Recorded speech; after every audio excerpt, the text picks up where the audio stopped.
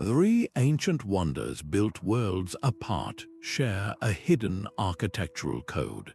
The Great Pyramid of Giza, a Mesopotamian ziggurat, and the massive stone structures of the Andes were all created by civilizations with no known contact. Yet they all chose to build in ways that are eerily similar. This video uncovers the profound connections in the architectural DNA linking Egypt, Mesopotamia, and the Andes. By the end, you will see the fundamental patterns that drive human civilization itself. How did cultures separated by oceans and millennia arrive at almost identical designs for their most sacred sites? What does this tell us about a shared human blueprint for reaching the divine? What single human trait do you believe is powerful enough to build the same dream 3 times across the globe? Architecture is far more than stone and mortar. It is the physical story of a people, a frozen record of what they believed, what they feared, and what they aspired to become. This story is written in a language we can call architectural DNA. Just as your own DNA provides the blueprint for your body, this architectural code contains the core instructions a civilization used to shape its world. It dictates the principles, the techniques, and the profound symbolic meanings embedded in every structure they raised towards the sky. When we look at Egypt, Mesopotamia, and the Andes, we find this shared DNA expressing itself in powerful, consistent ways. Each of these cultures, entirely independent of the others, felt a deep, compelling need to build on a monumental scale. They reached for the most durable materials they could master, whether it was the carved stone of the pyramids, the sun-baked mud brick of ziggurats, or the massive, interlocking blocks of Andean temples. And in every case, their grandest constructions were not just buildings. They were bridges, meticulously designed to connect the human world with the cosmic order of the gods and the heavens. Scholars like archaeologist Jeremy Sabloff see this not as a mysterious coincidence, but as a brilliant example of convergent cultural evolution. When separate societies face similar challenges, like organizing large populations or seeking favor from the divine, they often arrive at startlingly similar solutions. Understanding this foundational concept allows us to peel back the layers of time. We stop seeing just a pyramid, a ziggurat, or a massive platform. We start seeing the same human dream, built 3 times over, calling out from the deserts, the river valleys, and the high mountains.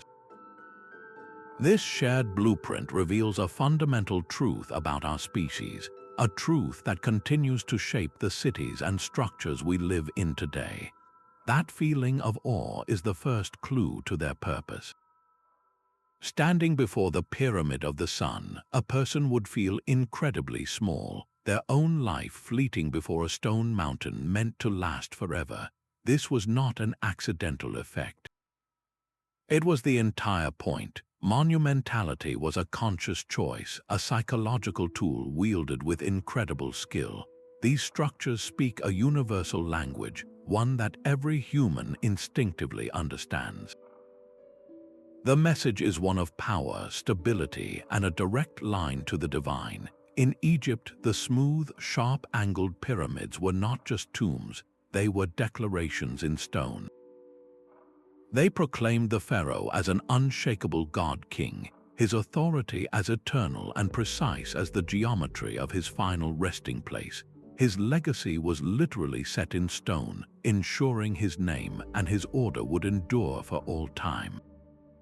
Far to the east, in Mesopotamia, the message was similar but the method different. The massive ziggurats built of sun-dried brick rose like stairways towards the heavens. They were not tombs for rulers but bridges for priests. Their towering form physically connected the earthly city with the realm of the gods, a constant reminder that the city's prosperity depended on this sacred link. And high in the Andes, the Incas demonstrated a different kind of power at places like Sacsayhuamán. Here, the ore comes from the impossible fit of the stones. These colossal, interlocking blocks, some weighing more than 100 tons, were shaped and placed with such precision that not even a blade of grass could slip between them. This was a display of total mastery over a harsh environment and the immense social cohesion required to achieve it. The structure was a testament to a society so unified it could move mountains.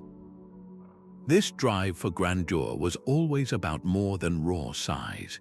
It was about creating a permanent mark on the world, a landmark that would outlast generations and symbolize an eternal cosmic order. The psychological impact was profound. For a common person, seeing these wonders inspired loyalty, even fear, solidifying the ruler's authority. It made the power of the state and the favor of the gods feel tangible and unchangeable. We can still see the echoes of this ancient strategy today. Look at the towering courthouses in modern capitals, the gleaming corporate headquarters that dominate city skylines. They are built to inspire the same feelings of stability, power, and permanence. The language of monumentality, it seems, is a script humanity has never forgotten.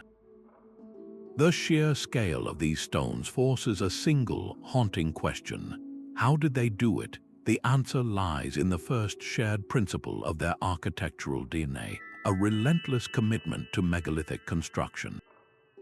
This was not merely stacking large rocks, it was a breathtaking symphony of logistics, engineering, and raw human effort. Envision the scene at a place like Ollantaytambo in the Andes. Workers, using only stone hammers and bronze tools, would painstakingly pound natural fissures in a granite cliff face, eventually prying loose a block weighing tens of tons. Then, without the wheel or strong draft animals, they would transport this behemoth across rivers and up steep mountainsides, likely using a system of ropes, rollers, and earthen ramps. The final act was a feat of precision that still baffles engineers today, fitting these irregular stones together so perfectly that they have withstood centuries of powerful earthquakes.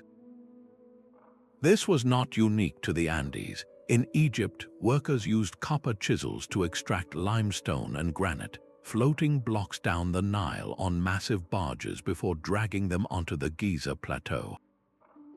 There, they constructed immense ramps of sand and brick, inching each block into its eternal place.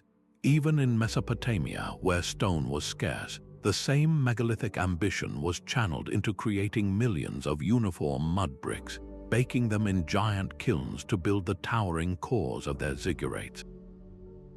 The choice of such a difficult and durable method was deeply intentional.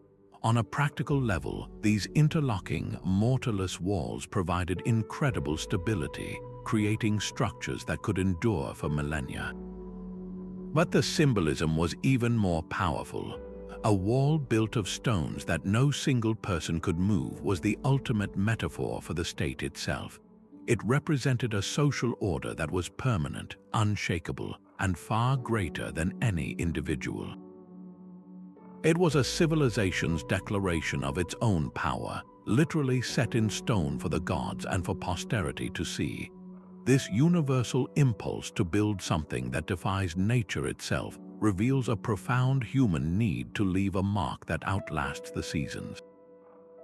And if the foundation was stone, then the blueprint for its placement was written in the stars.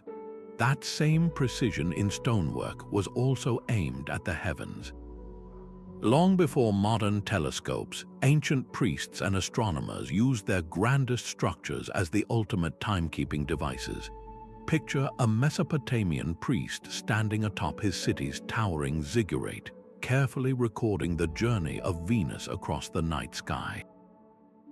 At the very same moment, though separated by an ocean, an Inca observer at a high-altitude sanctuary like Machu Picchu would be watching the sun's solstice light fall perfectly through a specially shaped window.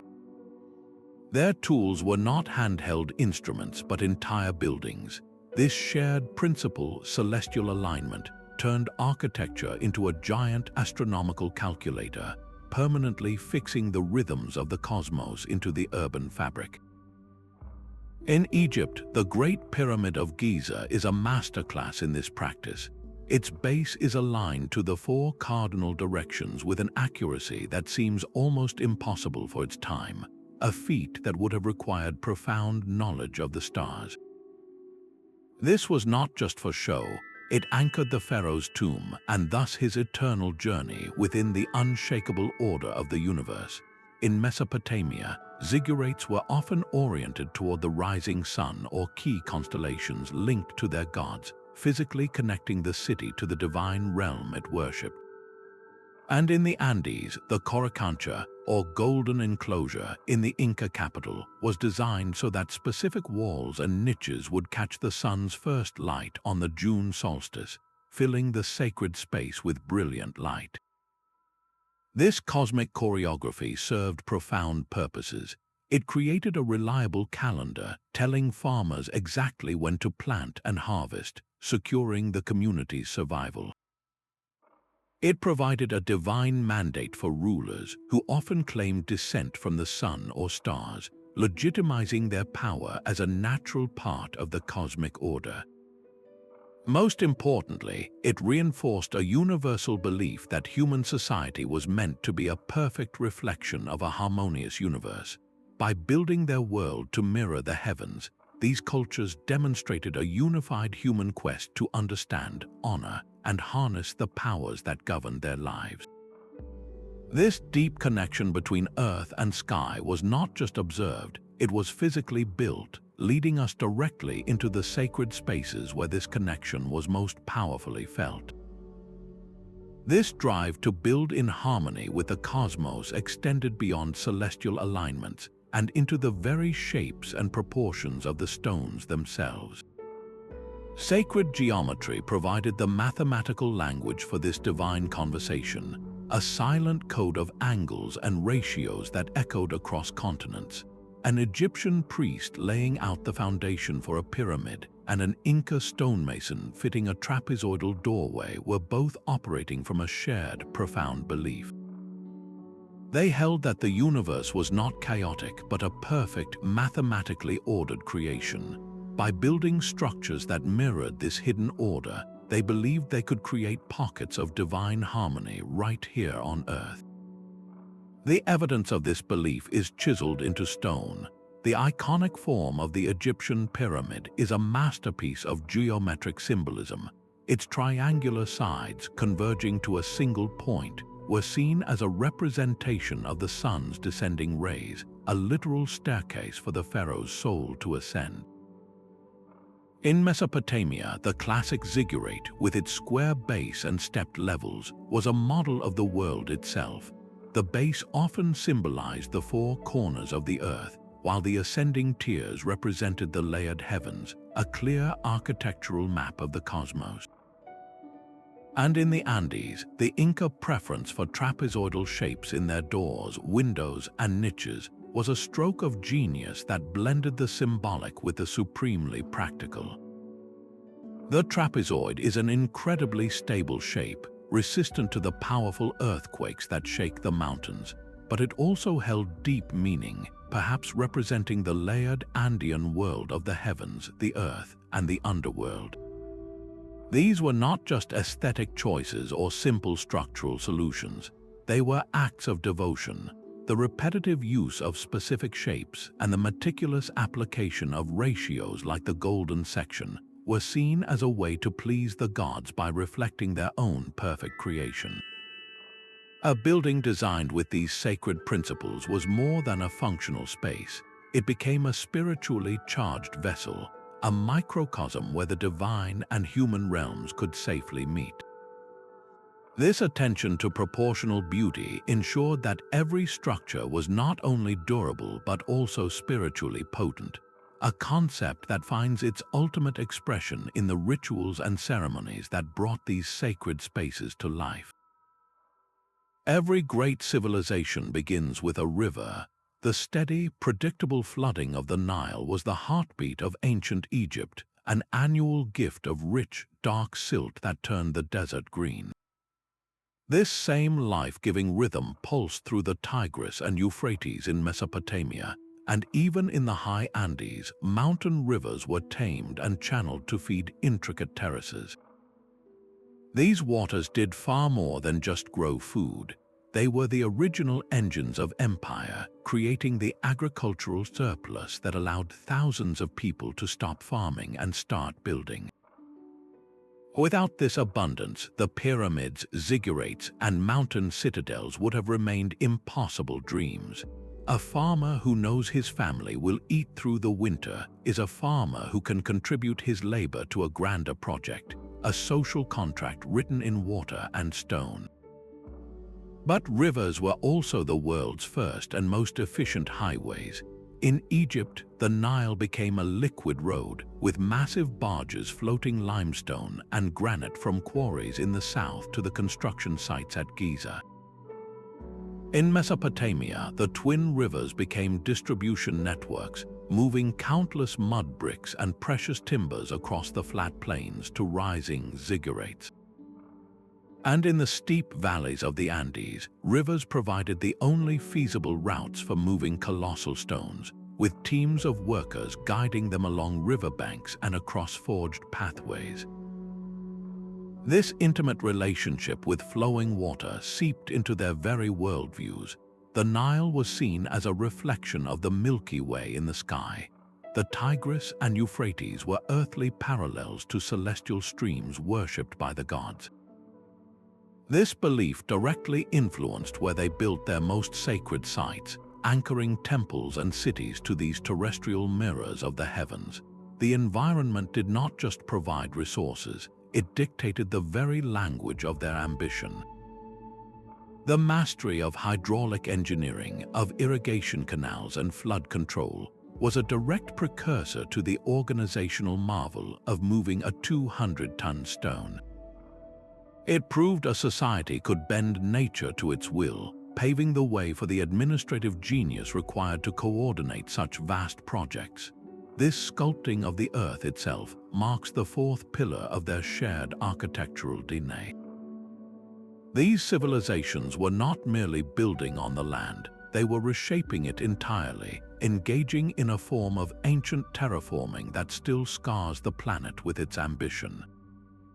High in the Andes, the Incas did not simply place a city on a mountain. They carved the mountain into the city, transforming sheer slopes into a cascade of agricultural terraces and ceremonial platforms that appear to grow organically from the rock.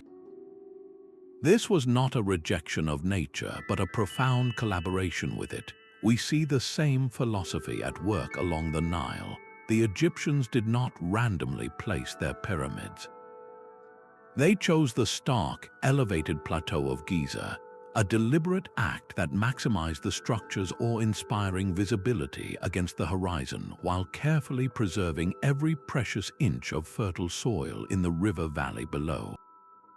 The pyramids became artificial mountains in a land of flat desert, a human-made range echoing the primal mounds of creation from their mythology. Similarly, in the flat, flood-prone plains of Mesopotamia, builders faced a different environmental challenge.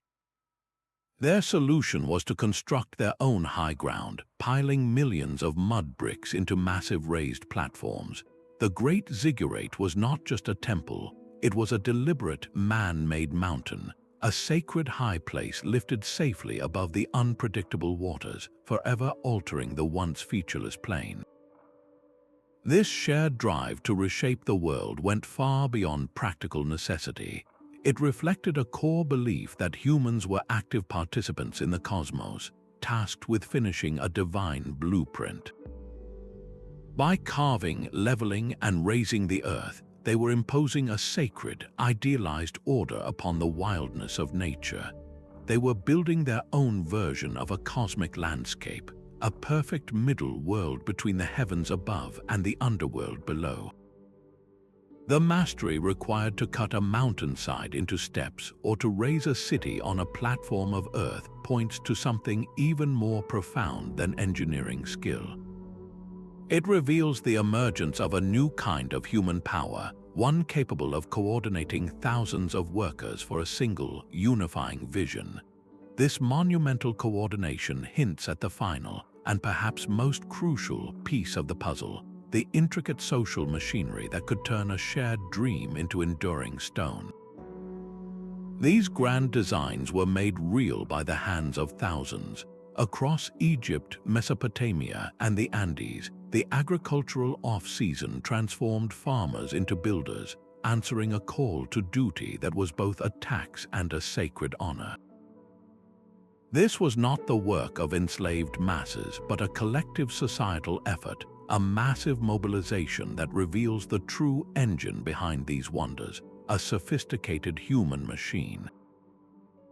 In Egypt, the remains of worker villages at Giza tell a story of a structured, compensated workforce. These were not people living in hardship, but skilled artisans and laborers receiving bread, beer, and other supplies for their service. They were fulfilling a duty to the state and the gods, a rotation of labor that turned individual effort into a national project. A similar system is documented in Mesopotamian clay tablets, which meticulously detail the rations of barley and oil provided to the vast crews constructing the ziggurats. And high in the Andes, the Mita system formalized this principle, requiring every household to contribute a portion of its labor to state projects, from building terraces to raising massive stone walls. This labor was seen as a reciprocal obligation, a tax paid not in grain but in sweat, for which the state provided security and organized feasts. The sheer coordination required was a testament to a new level of social organization. A centralized authority had to manage housing, food, water, and tools for these immense workforces, sometimes numbering in the tens of thousands. This was an administrative marvel as impressive as the engineering. But the impact went far beyond logistics. This collective effort became a powerful social glue. Working shoulder to shoulder on a project meant to last for eternity, forged a powerful communal identity, a shared purpose that transcended village loyalties. It reinforced the social order, legitimizing the ruling class by demonstrating their ability to orchestrate a grand vision for the benefit of all. The true wonder is not just the stone, but the society that could so harmoniously unite its people to lift it. And the materials they chose to lift were as deliberate as the labor itself. The stones themselves tell a story of brilliant adaptation. In every region, builders faced a fundamental puzzle: how to construct the impossible using only what the land provided. Their solutions speak to a shared genius for material innovation, turning local limitations into legendary strengths. The Egyptians gazed upon their vast limestone plateaus and saw more than bedrock. They saw the very substance of eternity. To extract it, they pioneered sophisticated techniques, soaking wooden wedges in water to split granite and floating colossal blocks down the Nile on ingeniously designed barges. Their entire construction system was a masterpiece of logistics, tailored to the unique resources of the Nile Valley. Meanwhile, in the flat, river-rich plains of Mesopotamia, stone was a rare luxury. So the people looked down at their feet to the mud of the Tigris and Euphrates. They perfected the art of the mud brick, mixing clay with straw and baking millions of identical units in massive kilns. But to build tall and create grand interiors with such a humble material, they made a revolutionary leap. They invented the arch and the vault. These curved forms distributed weight so effectively that they could span wide spaces, allowing mud brick to achieve a monumental scale that forever changed the history of building. High in the Andes, the challenge was different again. The Incas lived in a land constantly shaken by powerful earthquakes. Their answer was to master the mountain itself, quarrying immense blocks of andesite and granite. They developed a dry stone walling technique of such precision that each stone was painstakingly shaped to interlock with its neighbors. This created walls that could dance during a tremor, settling back into place without collapsing. This was not just construction, it was a dialogue with the seismic forces of the earth. This profound reliance on local materials did more than just simplify logistics.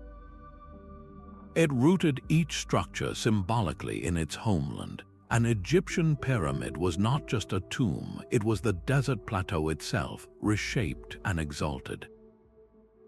A Mesopotamian ziggurat was the sacred soil of the river valley, reaching for the heavens. An Andean sanctuary was the living mountain, reordered into a sacred form.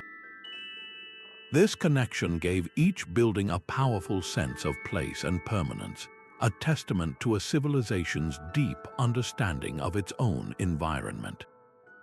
This universal problem-solving mindset, this ability to look at a river's mud or a mountain's stone and see the potential for a miracle, reveals the final layer of their architectural DNA, a common blueprint for the sacred forms they would create. That iconic pyramid form, a shape that pierces the sky, is a global echo. From the sun-baked sands of Giza to the river valleys of Mesopotamia and the arid coast of Peru at Caral, this same fundamental design emerged independently, a silent testament to a shared human impulse.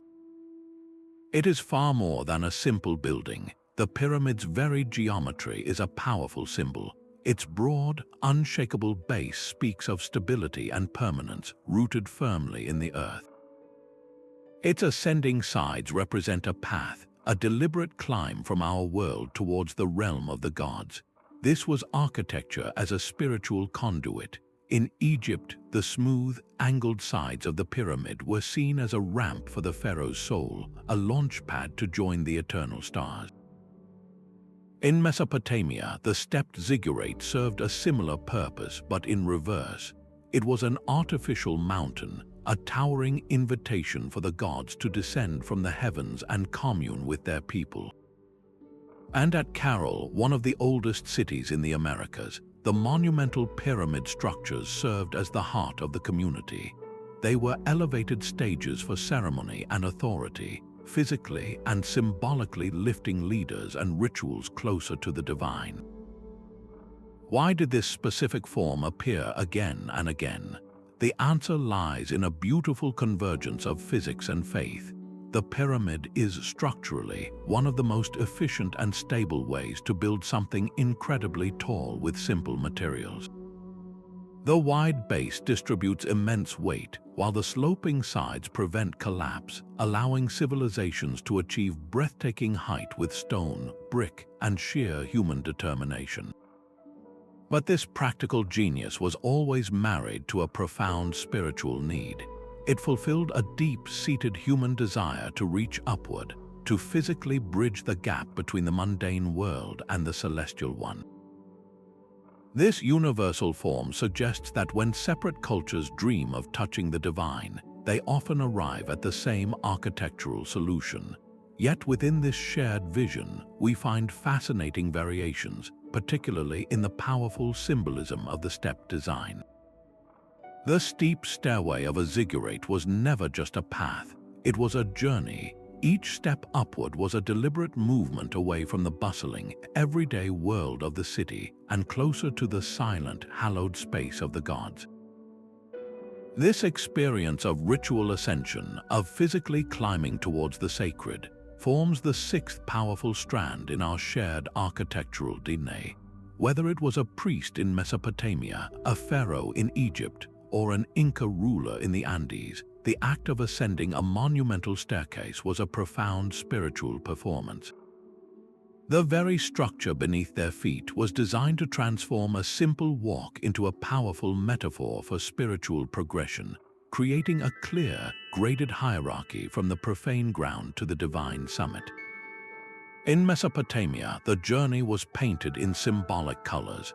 Each level of a great ziggurat, like the famous Etemenanke in Babylon, was believed to be coated in a different hue, representing the various layered heavens of the cosmos. A priest climbing from a dark tier to a brilliant blue one was not just moving vertically, he was traveling through the universe itself, leaving the earthly realm behind with every step. This concept of a layered cosmos found physical form far to the west as well. At Saqqara in Egypt, the very first pyramid, the Step Pyramid of Djoser, stands as a clear architectural ancestor to the smooth-sided giants at Giza. Its 6 distinct tiers are a staircase to the stars, a monumental ladder for the king's soul to ascend, and high in the Andes, the Inca Ushnu platform served a similar purpose. This was not merely a viewing stand, it was a deeply spiritual axis, a point where the world of the living connected with the celestial and the underworld. On such platforms, rulers would conduct ceremonies and make offerings, their elevated position a physical manifestation of their role as the primary link between the people and the divine. This design was deeply intentional, serving both social and cosmic functions. By making the ascent difficult and exclusive, it emphasized the elevated status of the priesthood and the ruler. They alone had the privilege of completing the journey, reinforcing their authority as the sole interpreters of the god's will. But more importantly, the stepped platform was a perfect mirror of a near-universal ancient belief, the concept of a layered universe. The structure was a model of this cosmic order, its tiers representing the multiple levels of existence from the earthly plane to the highest heaven. The act of climbing was, therefore, a reenactment of the soul's desired journey after life, a ritual practice that prepared both the individual and the community for their ultimate place in the cosmos. This carefully orchestrated movement from the open plazas below to the secluded shrine atop reveals how architecture choreographed belief, guiding every aspect of life and death in the ancient world. These grand ceremonial pathways were not just streets, they were the very arteries of cosmic order. From the sphinx-lined avenues of Karnak to the high-walled corridors of Mesopotamia, a seventh principle of architectural DNA emerges, the profound use of axiality. This was the art of arranging an entire city or temple complex along a powerful central line, a deliberate axis that imposed a perfect geometry upon the chaos of the world. This was not mere urban planning, it was the creation of a sacred diagram made real in stone and brick, a physical manifestation of a civilization's deepest beliefs about the structure of the universe. In Egypt, the sprawling temple complex of Karnak is a masterclass in this concept. Its entire layout is a grand procession along an east-west axis, a direct mirror of the sun's daily journey from birth to death. A priest walking this path was not simply moving from one courtyard to the next. He was reenacting the central drama of creation with every step, reinforcing the pharaoh's role as the sun god's representative on earth. Far to the east, Mesopotamian cities were organized around the same principle, but with a different focal point. A wide, straight processional way would invariably lead the eye and the pilgrim directly to the base of the city's ziggurat. This main street was the physical expression of the city's purpose, a communal path leading every citizen's gaze toward the bridge to the gods. The entire urban plan was a map of devotion, with the ziggurat as its spiritual and geographical heart. Perhaps the most sophisticated expression of this idea bloomed in the Andes. The Inca capital of Cusco was designed not on a single line, but on a radiating system of invisible lines called secs. These were not physical roads, but powerful conceptual lines that stretched out from the central temple, the Coricancha, organizing the entire empire's sacred geography, social divisions, and even its calendar of rituals. Each line pointed to a specific holy place, a mountain peak or a spring, weaving the entire landscape into a single, living cosmic diagram. The logic behind these meticulous layouts was as practical as it was spiritual. A city organized along a clear axis was easier to administer, control, and defend. It directed the flow of countless people during major festivals, creating a powerful, unified spectacle. But more importantly, it made the abstract tangible. It turned the city itself into a miniature model of a perfectly ordered cosmos, a place where human life unfolded in harmony with divine principles. This high level of abstract thinking, this ability to translate a cosmic blueprint into a lived urban environment, reveals a mind that saw patterns and meanings in every stone and street.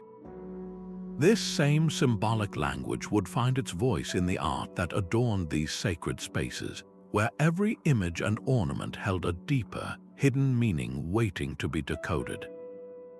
These carved walls were a language everyone could read. A farmer in ancient Egypt who had never learned to write could look upon the massive pylon gate of a temple and understand its story completely. He would see the colossal image of the pharaoh towering over bound captives and know his king was a mighty warrior favored by the gods. This was the power of iconography, the eighth strand of architectural DNA that turned stone and brick into a vast, open-air library of belief. These symbols were not mere decoration. They were a deliberate communication system, embedding the core ideologies of the state into the very fabric of the city, ensuring that every citizen, regardless of their literacy, was constantly immersed in a visual narrative of divine order and royal power. In Egypt, temple walls were covered in intricate hieroglyphs and vast reliefs showing the pharaoh making perfect offerings to the gods. This was not just a record, it was a perpetual ritual. The belief was that by carving these sacred actions into the temple walls, the pharaoh was eternally ensuring the gods' favor, thus maintaining the cosmic balance and preventing chaos from swallowing the world. The architecture itself became a machine for sustaining creation, with every symbol a vital, functioning part. Over in Mesopotamia, the Ishtar Gate of Babylon gleamed with a different kind of magic. Its surface was a riot of glazed, colorful bricks forming images of lions, dragons, and bulls. These were not random animals. The lion represented the goddess Ishtar, a deity of war and love. The mythical Mashasu dragon was a symbol of Marduk, the patron god of Babylon, and the bull was linked to Adad, the god of storms. Walking through that gate was not just an entry into a city, it was a passage into a realm under the direct protection of these powerful beings. Similarly, the colossal Lamashu statues that guarded Assyrian palace entrances, winged bulls or lions with human heads, were not just art. They were supernatural guardians, their very presence meant to ward off malevolent spirits and intimidate all who approached, proclaiming the king's authority as both divinely sanctioned and fiercely protected. High in the Andes, the language of stone spoke in a more abstract but equally profound dialect. The walls at sites like Tiwanaku or Inca structures were often adorned with intricate geometric patterns and repeated animal motifs. A carving of a puma was not just a representation of the animal, it embodied the power, stealth, and authority of the elite and was often associated with the military. A condor symbolically connected the earthly realm to the heavenly one. These recurring patterns, like the iconic stepped diamond design, likely represented the layered Andean world, concepts of reciprocity, or the very structure of the cosmos itself. This universal practice of embedding symbols transformed architecture into a powerful didactic tool. It reinforced social hierarchy by constantly depicting the ruler as the central, god-like figure.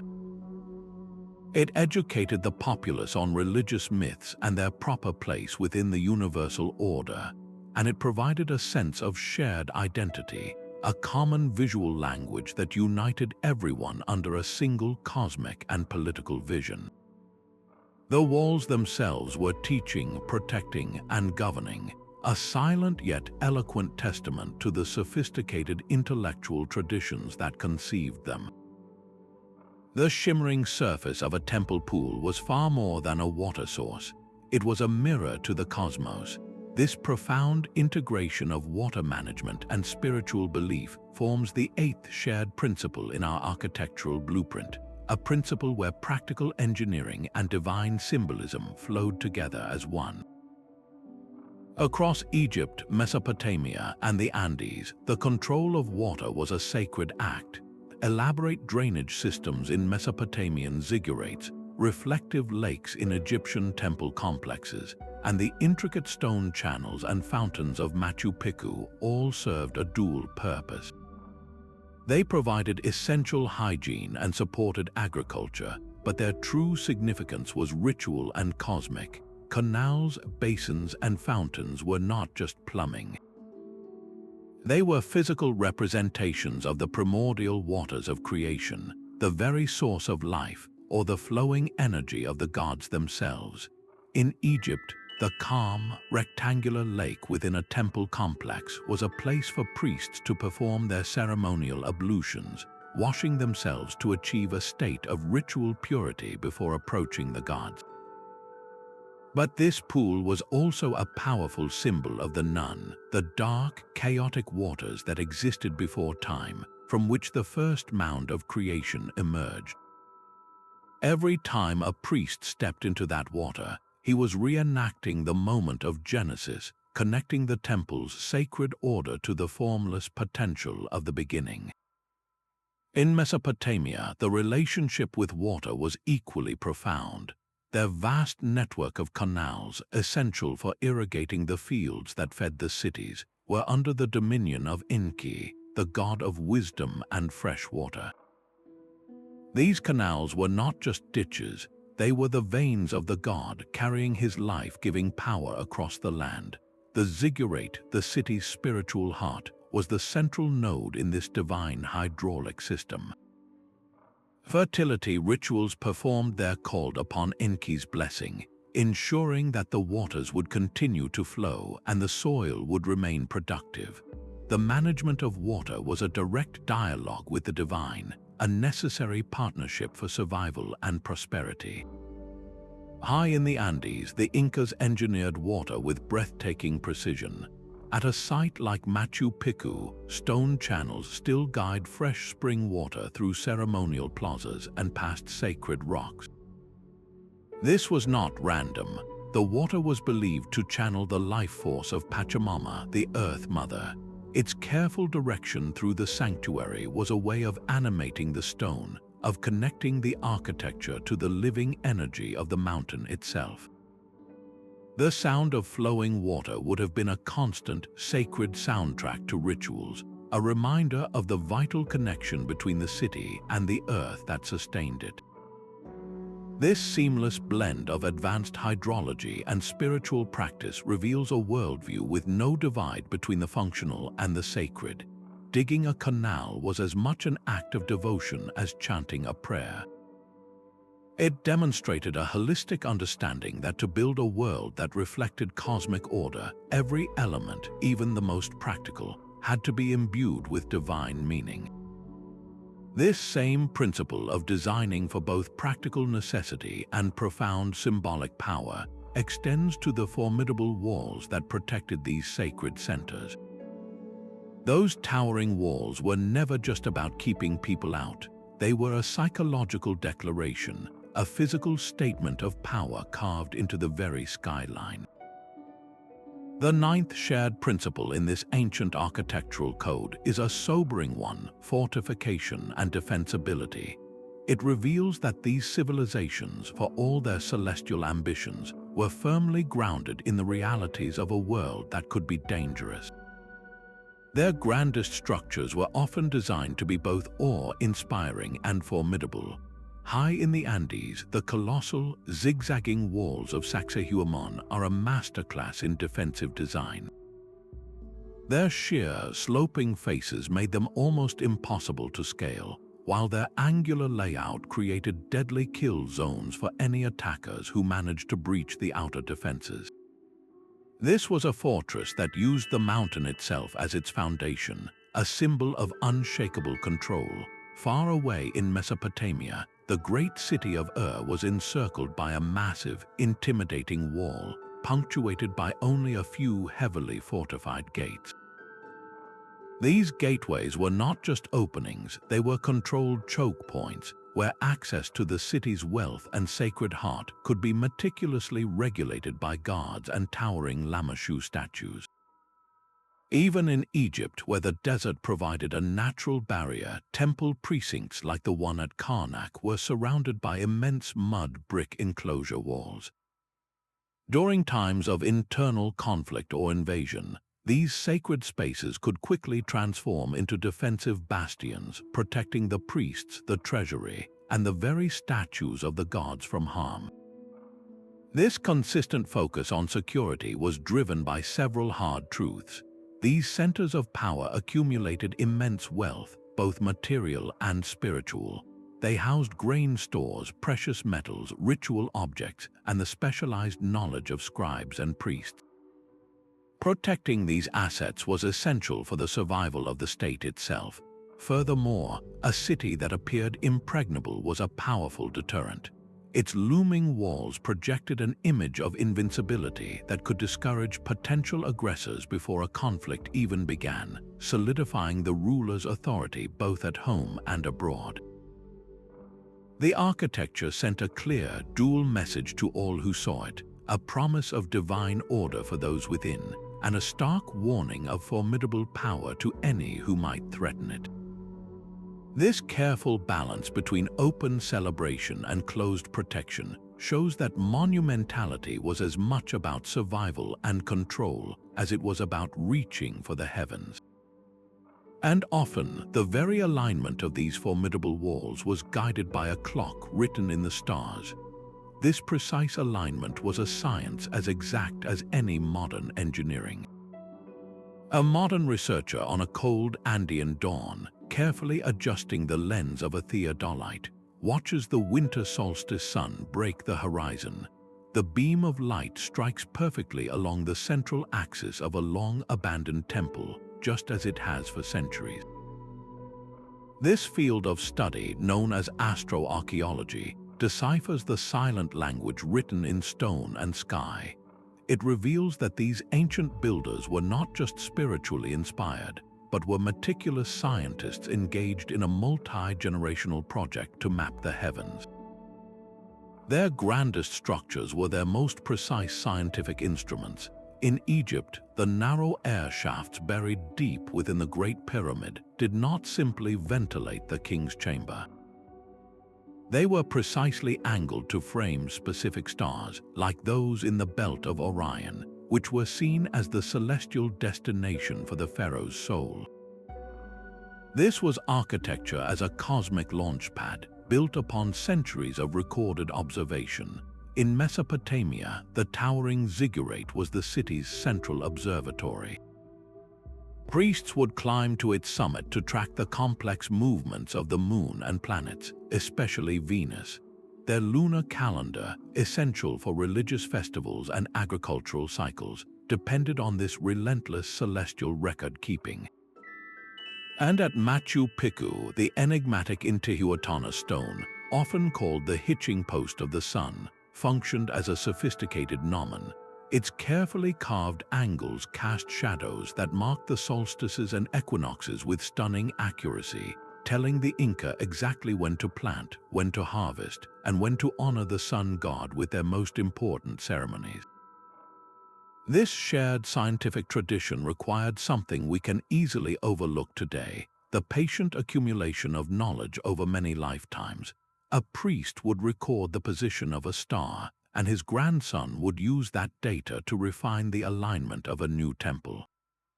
This long-term perspective allowed them to see the cosmos not as a place of chaos, but as a beautifully ordered and predictable system.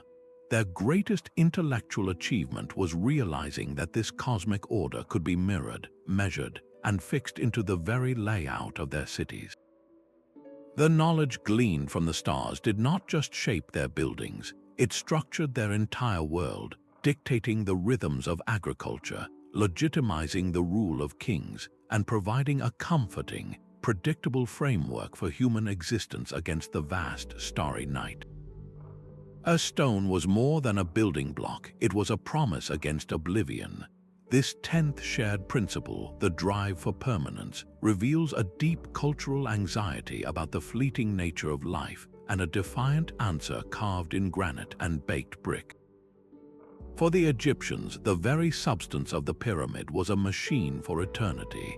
They chose limestone and granite not just for their strength, but for their symbolic connection to the eternal.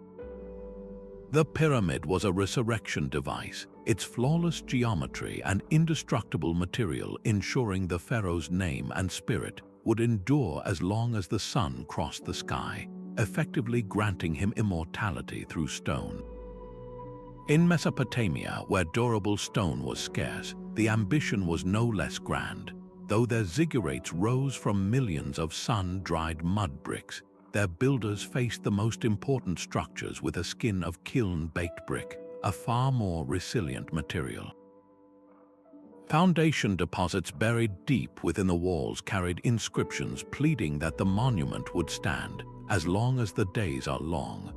This was a deliberate fight against the region's destructive floods and eroding winds, a declaration that the city's bond with its gods was meant to be everlasting. High in the Andes, the Incas expressed a similar conviction through their masterful stonework. They selected andesite and granite for their incredible toughness and their ability to be shaped with stunning precision.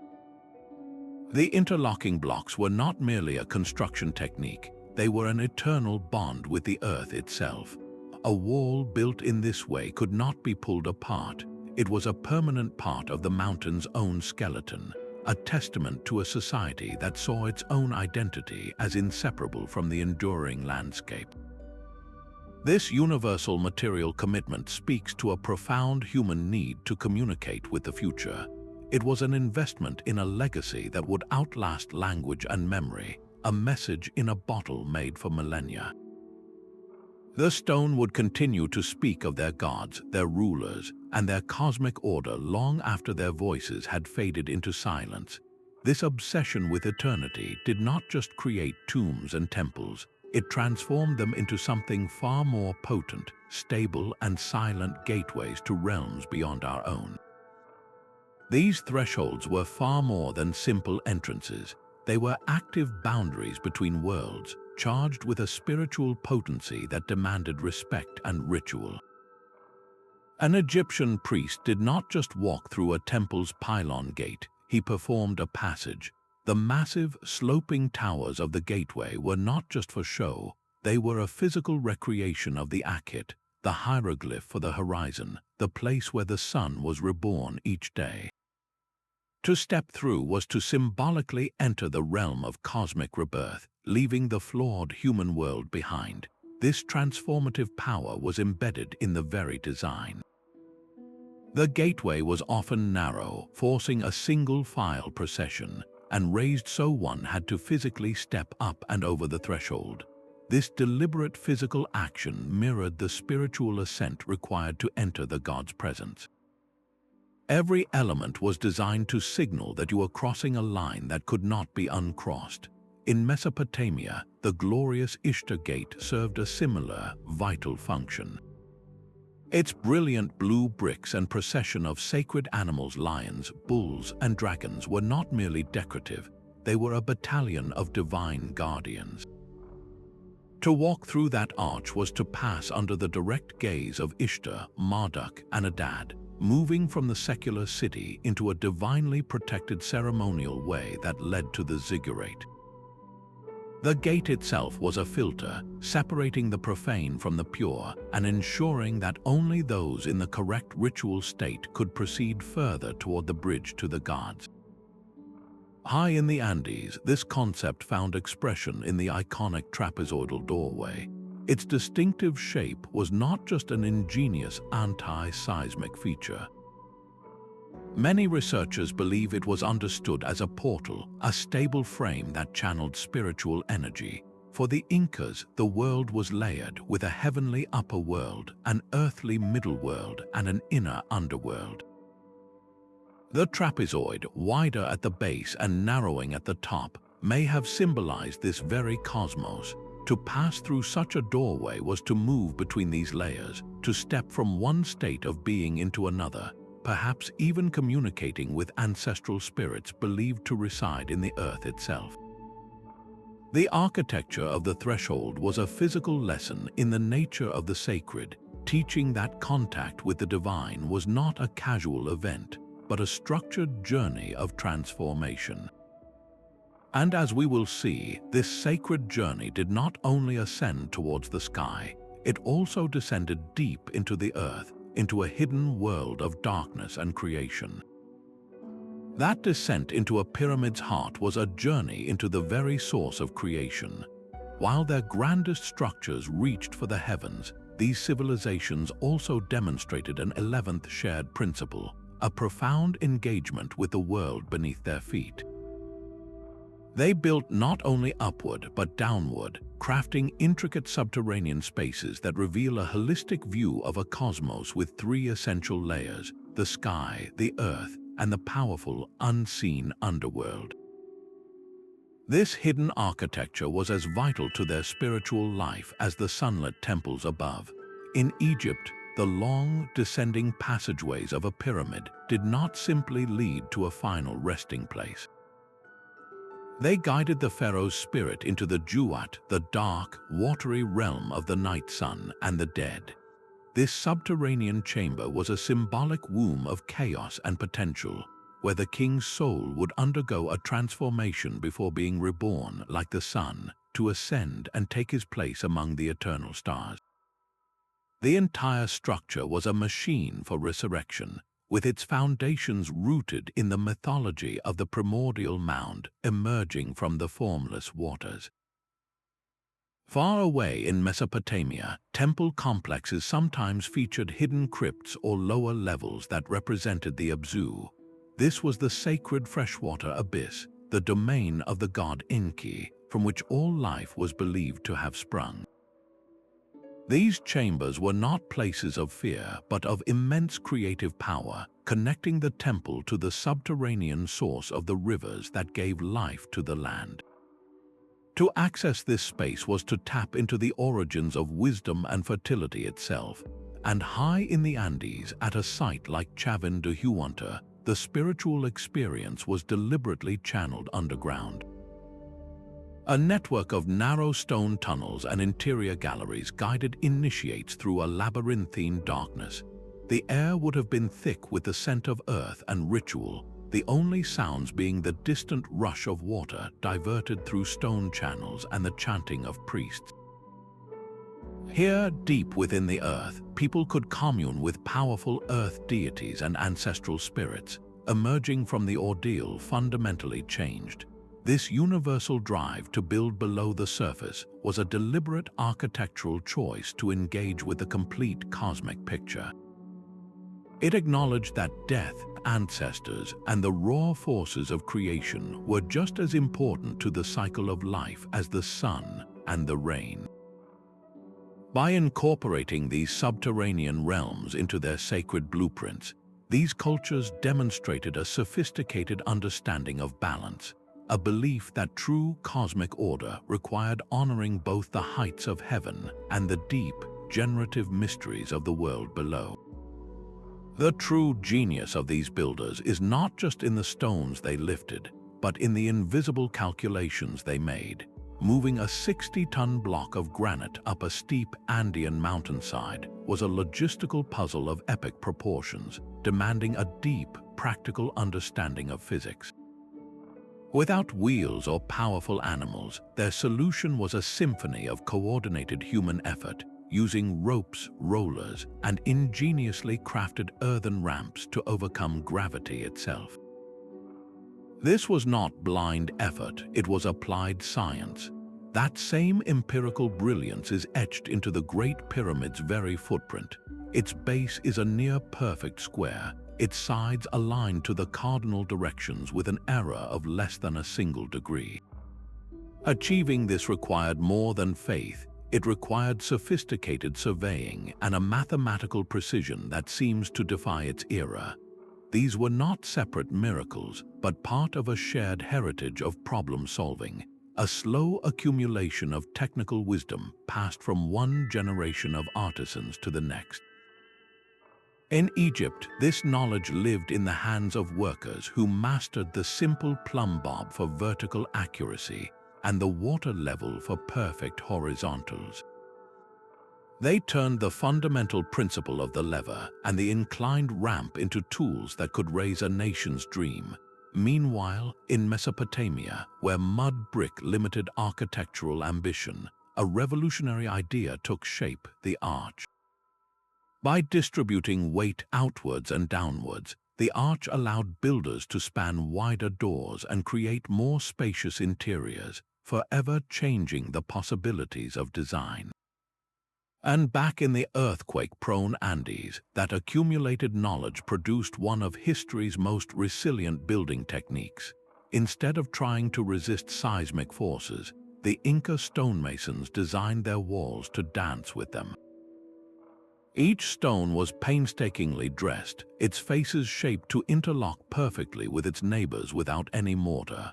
When the earth shook, these massive blocks would shift and settle, then drop back into place once the tremor passed, a breathtaking example of ancient anti-seismic engineering. This vast, practical toolkit was the invisible yet vital strand of their architectural DNA, ensuring their creations were not only spiritually potent but would stand the test of time. How did such sophisticated engineering concepts arise in worlds so far apart? And what does this tell us about the universal human mind when faced with a monumental challenge? The blueprint for eternity was not drawn by a single hand, but by a mind that held the secrets of the heavens, the earth, and the human soul. Across these three civilizations, we find a 12th crucial principle: the fusion of the architect and the priest. This was not a mere profession, but a sacred office, a role occupied by individuals who wielded knowledge spanning astronomy, geometry, medicine, and statecraft. In ancient Egypt, we know the name Imhotep, the legendary genius behind the world's first major stone building, the Step Pyramid at Saqqara. His titles reveal the true nature of his power. He was the chief architect for Pharaoh Djoser, but also the high priest of Heliopolis and a renowned physician and scribe. He was not an exception, but an archetype. To design a bridge to the gods, one had to understand the language of the gods, the movements of the stars, and the mathematical ratios that underpinned cosmic harmony. A similar class of scholar priests operated in Mesopotamia, where the design of a ziggurat was inseparable from the interpretation of celestial omens. These temple architects were likely the same individuals who tracked the path of Venus and Jupiter, believing the gods communicated their approval or displeasure through the sky. Their architectural plans were, therefore, divine revelations, blueprints received from the cosmos itself. High in the Andes, this multidisciplinary mastery was embodied by the Calancas, the master builders responsible for the breathtaking stonework and urban planning of the Inca Empire. Their knowledge was a closely guarded inheritance passed down through specific lineages. They were geologists who could read a mountain and select the perfect stone, astronomers who aligned structures with solstice sunrises, and master organizers who understood the social engineering required to mobilize thousands of workers. This concentration of esoteric expertise in a single role was the ultimate safeguard for a civilization's vision. It ensured that every stone laid, every axis drawn, was a coherent expression of the state's ideology and its understanding of the universe. The secretive nature of this knowledge, so similar across impossible distances, naturally sparks a tantalizing question. Was this a case of convergent cultural evolution, where separate societies simply arrived at the same brilliant solution for organizing genius? Or does it hint at a shared, deeper ancestral wisdom, a foundational layer of human understanding about the nature of reality that each culture expressed in its own unique stone language. The answer remains one of history's most compelling mysteries, pointing us toward the final, unifying thread in this global architectural story. The very stones of these monuments pose a profound riddle to modern minds. Did a single, forgotten master plan circle the globe, or was the same brilliant thought born again and again in total isolation? This is the great debate between diffusion and independent invention, a puzzle that lies at the heart of our shared architectural DNA. On one side are the proponents of diffusion, who look at the uncanny parallels and wonder about a lost explorer, a seed of knowledge carried by an intrepid voyager from Egypt to the Andes or from Mesopotamia across uncharted seas. They point to certain shared symbols or the theoretical possibility of such long-distance contact, suggesting that a blueprint for the sacred may have traveled. Yet most archaeologists and historians see a different, and in some ways more remarkable, story written in the evidence. The mainstream scholarly view strongly favors independent invention, the powerful concept of convergent cultural evolution. This theory argues that when separate human societies face nearly identical challenges, they often arrive at startlingly similar solutions, not through contact but through a shared human genius. The pyramid form is a perfect example. If your goal is to build something incredibly tall and stable out of stone or brick, the pyramid, with its wide base and sloping sides, is one of the most logical and structurally sound shapes you can create. It is a form dictated by physics as much as by faith. Similarly, a deep preoccupation with the sun, moon, and stars is a natural outcome for any agricultural society that depends on celestial cycles for planting and harvest. The need to organize large populations, to demonstrate the power of the state, and to connect with the divine are universal human experiences. Faced with these common pressures, the Egyptians, Mesopotamians, and Andean peoples each engineered their own magnificent answers. This perspective does not diminish their achievements, but rather magnifies them. It suggests that the drive to build the impossible, to reach for the heavens, is woven into the very fabric of human consciousness. The mystery is not lessened by this explanation, it is transformed. Instead of a single point of origin, we find a tapestry of human ingenuity, a global chorus of innovation where the same beautiful song was composed in 3 different keys. A whisper in the wrong place could break a spell, but a chant in the right one could summon a god. This 13th shared principle reveals that these ancient builders were masters of the unseen, sculpting not only stone but silence and sound itself to craft profound spiritual experiences. They engineered sonic environments where architecture was not just a stage for ritual, but an active participant in it. The haunting echo inside an Egyptian burial chamber was not an accident of construction. It was a carefully curated effect, where the low frequencies of chanting priests would resonate through the narrow corridors and confined spaces, creating an overwhelming, immersive sound that vibrated deep within the chest of every participant. This physical sensation was believed to carry prayers directly to the gods and could induce trance-like states, blurring the boundary between the human and the divine. Far to the east, in the vast courtyard surrounding Mesopotamian ziggurats, the acoustics worked on a grander scale. The sounds of prayers, hymns, and musical instruments would have risen and echoed off the massive mud brick walls, creating a powerful auditory canopy over the gathered crowds. For a common person standing in that plaza, the collective voice of the community, amplified and unified by the architecture, would have been a tangible experience of shared faith and divine presence, a sound so immense it felt like the gods themselves were listening. Perhaps the most enigmatic acoustic feats were achieved in the Andes. At a site like Tiwanaku, certain stone portals and monolithic structures are now known to create startling auditory illusions. A person speaking softly on one side of a massive gateway can be heard with perfect clarity on the other, as if the stone itself carries the message. Other walls reflect sound in such a way that it seems to come from everywhere at once. Researchers suggest these effects could have been used for oracular purposes, where a priest's voice, seemingly emanating from the stone, was interpreted as the direct voice of an ancestor or a deity.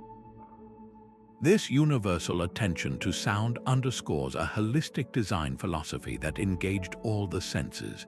The goal was to overwhelm the rational mind and open a doorway to the spiritual. The rumble of a drum in a confined space, the distant, echoing call of a horn from a ziggurat summit, the disembodied whisper from an ancient wall, all these were tools in a sophisticated ritual toolkit.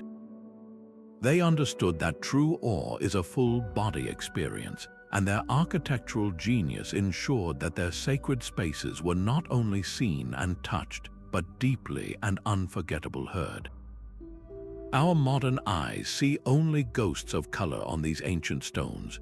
We imagine the Great Pyramid of Giza as a stark, white monument, but in its prime, it was a spectacle of light. Its smooth limestone casing stones would have reflected the sun with a blinding brilliance, and its very peak was likely capped with a shimmering point of gold or electrum, a beacon visible for miles.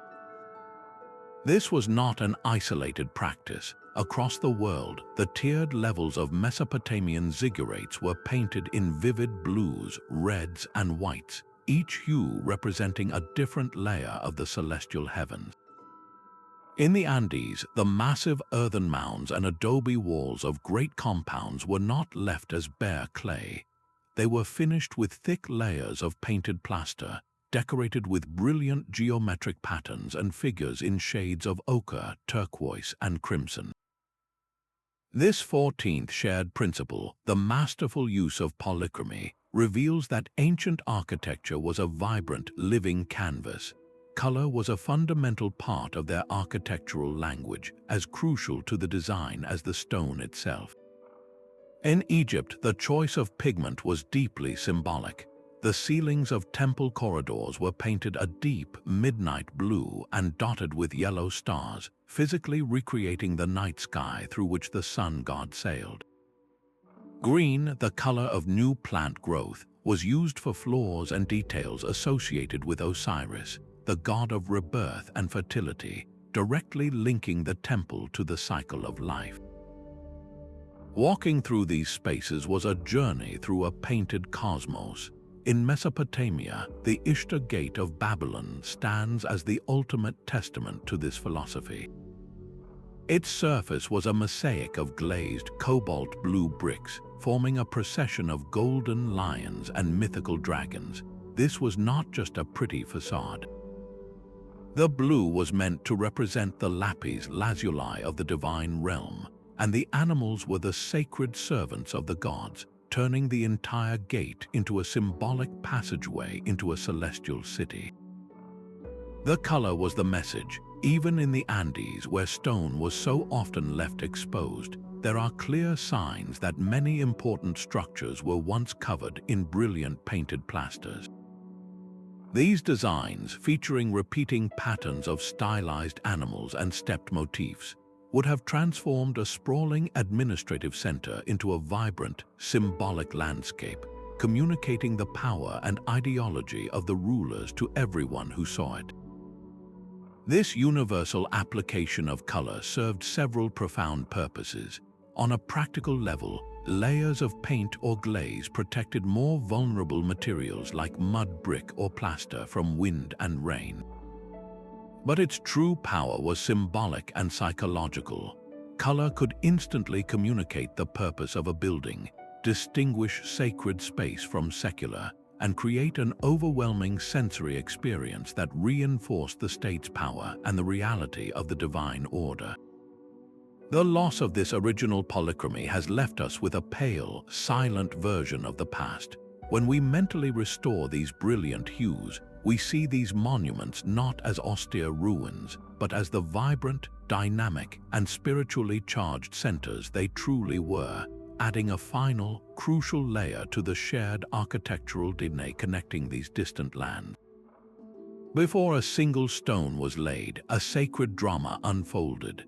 The founding of a temple or pyramid was not merely a construction start date. It was a ritual of cosmic significance, a collaborative act between a civilization and its gods. This 15th shared principle, the ritual of foundation and renewal, reveals that the very act of beginning was as important as the finished structure. Across Egypt, Mesopotamia, and the Andes, the land had to be transformed from a random plot of earth into a divinely sanctioned center. In Egypt, this took the form of the stretching of the cord ceremony. The pharaoh himself, accompanied by the goddess Sechet, would drive stakes into the ground and stretch a cord between them, using the stars to align the building's axis with the cardinal directions. This was not a simple surveyor's task. It was a reenactment of the moment the gods measured out the cosmos at the dawn of time. The building's foundation was thus woven into the fabric of creation itself. Similarly, Mesopotamian kings would bury elaborate foundation deposits in the corners of a ziggurat. These boxes contained inscribed clay cylinders detailing the king's name and his pious deeds, along with small figurines of protective deities. These deposits were not time capsules for future archaeologists. They were a permanent prayer, a spiritual anchor sunk deep into the earth to secure the gods' eternal favor and protect the structure from harm. High in the Andes, the earth itself was a living being to be consulted. Before construction, communities would perform elaborate ceremonies, making offerings of fine shells, precious metals, or beautifully crafted figurines to Pachamama, the Earth Mother. In certain significant cases, this ritual exchange involved the most profound offering a society could make, a practice scholars interpret as a way to imbue the structure with a life force and ensure a sacred bond with the land. These acts were understood as essential partnerships, ensuring the building would not merely stand, but would be spiritually alive and stable for all time. This universal emphasis on ceremonial beginnings highlights a profound belief that architecture was a collaborative effort with the divine. The human hand laid the brick, but the gods provided the sacred geometry and the spiritual power. And just as these structures required a sacred beginning, they also demanded constant renewal through festivals and rituals, a perpetual conversation between the human community and the cosmic forces that granted their world meaning and order. The shadow of an Egyptian obelisk stretches across the Roman Forum, a form born on the banks of the Nile, now standing as a trophy in an empire's heart. This journey did not end there. Centuries later, that same form would cross an ocean to become the Washington Monument, a stark white needle pointing to the sky in a new republic. The architectural DNA of the ancient world never truly vanished. It simply found new hosts. The principles of monumentality, axial planning, and sacred geometry developed by those first great builders were not lost secrets, but resilient ideas that mutated and adapted, echoing through time in the structures of civilizations that came long after. In Mesoamerica, the Maya and Aztecs built their own stepped pyramids, their towering temples echoing the form of Mesopotamian ziggurats and the first Egyptian pyramid at Saqqara, a powerful, independent rediscovery of the same symbolic staircase to the heavens. The Romans, practical conquerors with an eye for power, admired and systematically imported Egyptian motifs, seeing in the obelisk a perfect symbol of imperial reach and divine favor. Later, during the Renaissance, European thinkers studying recovered Roman texts found within them the preserved seeds of Mesopotamian and Egyptian knowledge, rekindling an interest in proportional harmony and geometric purity that would shape their own cathedrals and palaces. Even in our modern era, architects like Louis Kahn looked past the steel and glass of his time to draw inspiration from the primal, awe-inspiring forms of ancient structures, seeking to capture that same sense of timeless light and mass. This unbroken, though often unconscious, thread reveals a profound truth. The solutions crafted by Egypt, Mesopotamia, and the Andes to answer fundamental human questions about power, belief, and community remain deeply resonant. Their architectural DNA, tested and refined in desert sands, river valleys, and high mountains, is woven into the very blueprint we still use to create spaces that feel meaningful and enduring. Our journey ends with a profound realization echoing across the continents. These ancient wonders, born in isolation, speak a single, universal language written in stone and sky. The architectural DNA connecting Egypt, Mesopotamia, and the Andes reveals a stunning narrative of human convergence. Isolated cultures, facing the fundamental challenges of existence, arrived at profoundly similar solutions. They all felt the deep need to touch the divine, to impose a sacred order upon the chaos of the natural world, and to create a legacy that would defy time itself. We have walked through the principles that form this common heritage, from the awe of monumentality and the precision of celestial alignment to the hidden codes of sacred geometry. We have seen how they masterfully integrated their landscapes, mobilized their societies, and embedded powerful symbolism into every stone. These builders were not just constructing temples and tombs. They were answering the same profound questions about our place in the cosmos, using the materials and genius available to them. Their work reminds us that the impulse to build meaningfully, to reach for something greater than ourselves, is a fundamental part of being human. This drive transcends time and geography, connecting their world to ours. Let this exploration change your perspective. Look at the ancient ruins with new eyes, and then turn your gaze to the modern structures that surround you, the towering skyscrapers and grand public spaces. You may just begin to see the hidden connections, the enduring blueprint of human creativity that binds us all across the ages. We would love to hear which of these architectural parallels you find most fascinating. Share your thoughts in the comments below and join us for more deep dives into the mysteries of our shared